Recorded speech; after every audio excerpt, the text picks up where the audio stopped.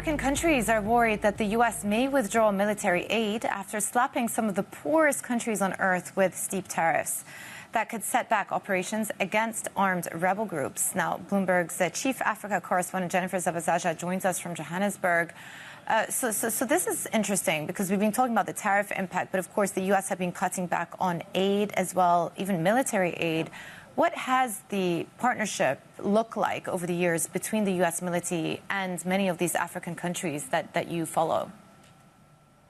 Right, Jumana, it's been quite significant. I mean, let's just start with the financial contributions that we've seen. In 2024, the White House stated that they were spending upwards of $73 million on some of the security operations. If we move away just from the financial contributions, though, the activities were wide. I'm talking about things like security operations. There was humanitarian assistance. There was peacekeeping efforts. There was also military training and exercises for many of these African nations that in and of themselves do not really have security or excuse me, military apparatus that they're able to withstand on their own. They're a bit fragile. And so for the U.S., this has been something that they have prioritized and said that it is mutually beneficial for a lot of these African nations. But not just that, it is, of course, strategic for the U.S. If we just take a look at the African continent, there is, of course, many ports and waterways that are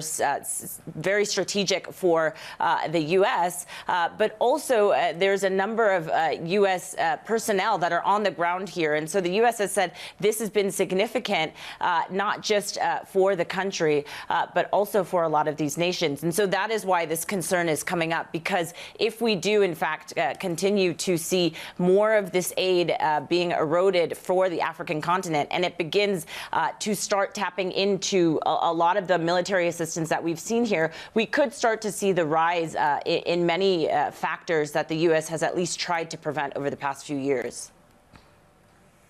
Yeah, I mean, ultimately, what does the stripping of this assistance, both economically and militarily, mean for the region?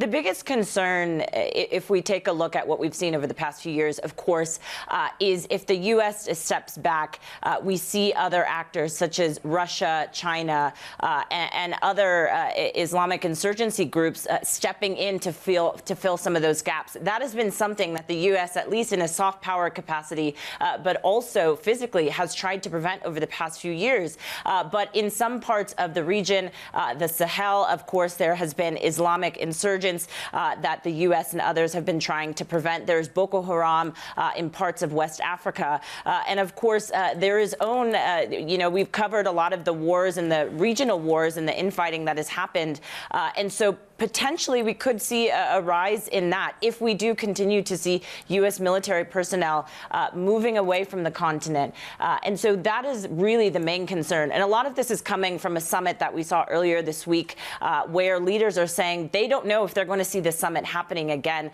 They've talked about it in the past and how it's been a priority from the U.S., but they haven't gotten any security or any assurances that it's going to happen next year. So that is really where this is stemming from. So a lot to pay attention to moving forward.